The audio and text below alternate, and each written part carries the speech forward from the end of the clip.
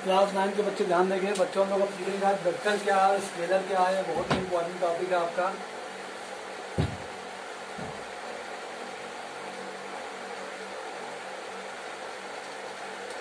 देखो बच्चों, ऐसी फिजिकल क्वांटिटी जिसको रिप्रेजेंट करने के लिए आपको डायरेक्शन और मैग्नीट्यूड दोनों चाहिए, वो क्या है? वेक्टर। मतलब वेक्टर में क्या होगा? Direction and magnitude.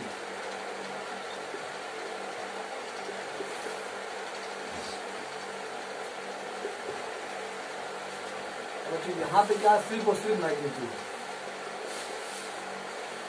ठीक, स्केलर में। ठीक है बच्चों, आप याद रखना कि अगर कोई फिजिकल क्वांटिटी है, आप ये देख लो कि उसमें डायरेक्शन और मैग्नीट्यूड दोनों की आ सकता है या फिर केवल मैग्नीट्यूड की। अगर दोनों की है तो क्या होगा बच्चों? वेक्टर होगा, अन्यथा मैग्नीट्यूड होगा। For example distance and displacement. देखो बच्चों, अगर मैं बात डिस्प्लेसमेंट की करूंगा,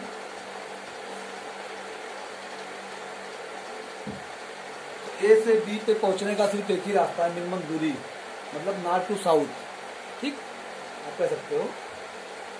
ठीक है बच्चों, लेकिन अगर बात डिस्टेंस की होगी तो ए से बी पे ऐसे ही पहुंचा जा सकता है, ऊपर नीचे करके ये पहुंचे, यहाँ से ऐसे घुमा के पहुंचे, ठीक।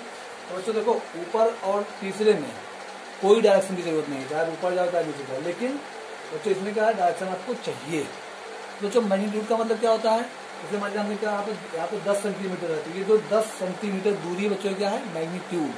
मतलब जो अंक होता है वो मैग्नीट्यूड है, 10, 20, 15, 20, 50, ठीक है बच्चों। तो बच्चों दूसरी चीज बच्चों क्या है? और ये डायरेक्शन बच्चों क्या होता है? क्या देखो कि डायरेक्शन में हमारा ऑब्जेक्ट जा रहा है। तो जैसे बच्चों वेलोसिटी हुआ, फोर्स हुआ, एक्सेलरेशन हुआ, ये सब क्या बच्चों? वेक्टर क्वांटिटी है। और बच्चों स्पीड हुआ, डिस्टेंस हुआ, ये बच्चों क्या है? सॉरी, तो बच्चों स्पीड, डिस्टेंस, ये सब क्या स्केलर क्वांटिटी है। और वेलोसिटी, एक्सेलरेशन, फोर्स, मोमेंटम, ये सब बच्चों क्या है? वेक्टर क्वांटिटी है।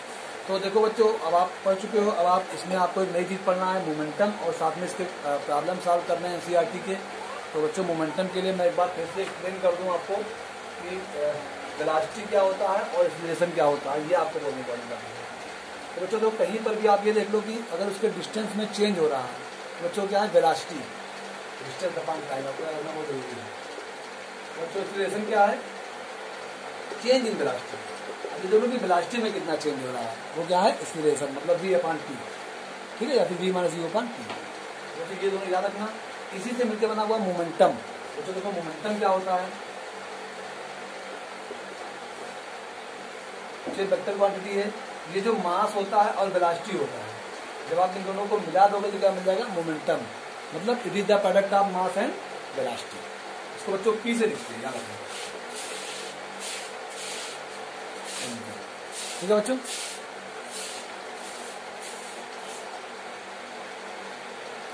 अब देखो बच्चों, एक प्रॉब्लम से आपको सिखाएंगे कि मोमेंटम क्या होता है। बच्चों देखो, एक सवाल है, ये इसमें लिखा हुआ है कि an object with mass is 5 kg, find its momentum, its velocity 10 metre per second. तो ये ऑब्जेक्ट है जिसका मास 5 kg है और आपको वेलोसिटी दे रखा है, आपको उसका मोमेंटम निकालना है। तो देखो बच्चों, मोमेंटम क्या होता है? P इक्वल टू, आप जानते हो, होता है mv, मास इनटू वेलोसिटी, ठीक है बच्चों। तो अब ये देखो, जो आपका P बराबर mv है, इसमें आप मान रख सकते हो। मास बच्चों आप दे सकते हो 5 kg, और वेलोसिटी बच्चों क्या होता है आपका? 10 दे रखा है, ये आ गया 10, ये आ गया 50। अब देखो बच्चों, इसकी यूनिट क्या होगी? देखो बच्चों, मास की यूनिट क्या होती है? केजी होती है। ये आपका केजी हो गया, और ये होगा मीटर पर सेकेंड। ये आ गया बच्चों आपका इसका यूनिट। समझ मेरी बात? मास का केजी, वेलोसिटी का मीटर पर सेकेंड, तो केजी मीटर पर सेकेंड। तो बच्चों इस तरह से आप निकाल सकते हो कि मोमेंटम क्या होगा। ये बहुत इंपॉर्टेंट टॉपिक है मोमेंटम। तो बेसिकली आप याद रख लो कि अगर आपको इस चैप्टर को पढ़ना है मोशन को, तो आपको वेलोसिटी, एक्सेलरेशन और मोमेंटम, डिस्प्लेसमेंट, ये चीज़ें बिल्कुल क्लियर होनी चाहिए, तभी आप इस चैप्टर को पढ़ सकते हो।